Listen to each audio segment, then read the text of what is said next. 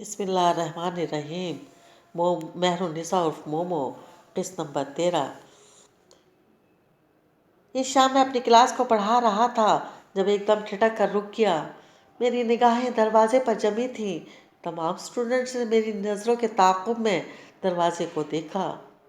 وہاں ایک دل نشیں مسکراہٹ لبوں پر سجائے مومو کھڑی تھی۔ میں آ جاؤں سر؟ اس نے شرارت چھپاتے ہوئے معصومیت سے پوچھا۔ میں نے مسکراتے ہوئے سر اثبات میں جنبش دی۔ اسٹوڈنٹس، یہ آپ کی نئی کلاس فیلو ہیں، ڈاکٹر مہر النساء حیدر۔ میں نے اس نازک سی لڑکی کا تعارف کرایا۔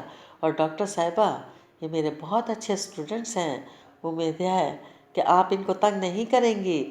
میرے لہجے کی شرارت پر وہ کھلکھلا کر ہنس دی۔ بالکل نہیں کروں گی، میں بیٹھ جاؤں سر؟ اس نے بچوں کی طرح اجازت مانگی۔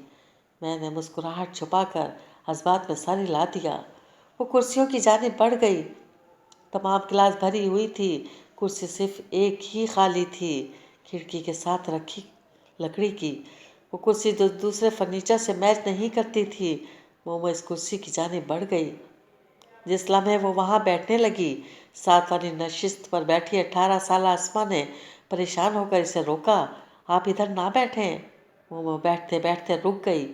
مگر یہاں اور کوئی خالی ہی نہیں ہے، یہ کیا کسی کی جگہ ہے؟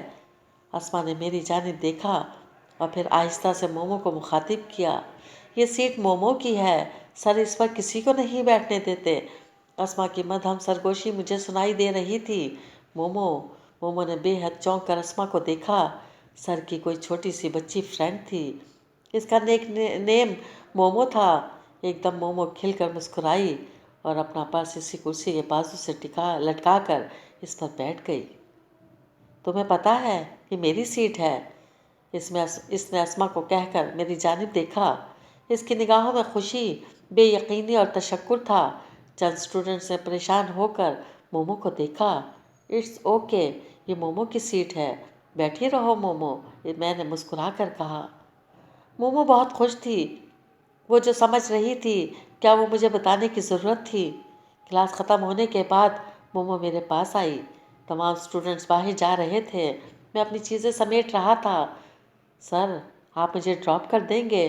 اس نے اپنا پرس کندھے پر لٹکاتے ہوئے استفسار کیا۔ ہاں شیور، میں نے اپنا سامان سمیٹ کر چھوٹے سے بیگ میں ڈالا، پھر ایک خیال کے تحت پوچھا، آئی کیسی ہو؟ ٹیکسی سے۔ مومو، میں نے برہمی سے اسے دیکھا۔ اگر تمہارے پاس گاڑی نہیں تھی تو مجھے کہہ دیتی، میں تمہیں پک کر لیتا۔ ٹیکسی میں دھکے کھانے کی کیا ضرورت تھی؟ اب خبردار، جو آئندہ تم نے پبلک ٹرانسپورٹ یوز کی تو۔ وہ مسکراتے ہوئے میرے ساتھ باہر آ گئی۔ تو آپ کو میری پرواہ ہے سر؟ میں نے ایک لمحے کو رک کر اسے خفگی سے دیکھا۔ کیا تمہیں واقعی یقین دہانی کی ضرورت ہے؟ نہیں سر، وہ فوراً بولی۔ آئی نو یو کیئر۔ میں نے ڈرائیونگ سیٹ کا دروازہ کھول کر فرنٹ سیٹ کا لاک کھولتے ہوئے سنجیدہ نظروں سے اسے دیکھا۔ تم میری زندگی میں سب سے اہم شخص ہو مومو، بلکہ میری زندگی میں صرف تم ہی تم ہو۔ وہ مسکراتے ہوئے گاڑی میں بیٹھ گئی۔